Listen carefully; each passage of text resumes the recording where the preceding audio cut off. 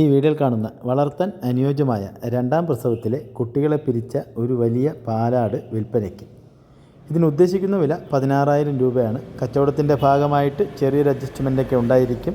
ഇതിൻ്റെ സ്ഥലം മലപ്പുറം ജില്ലയിൽ എടവണ്ണയാണ്. ഈ പാലാടിനെ വാങ്ങുവാൻ താല്പര്യമുള്ളവർ താഴെ കാണിക്കുന്ന നമ്പറുമായി ബന്ധപ്പെടുക.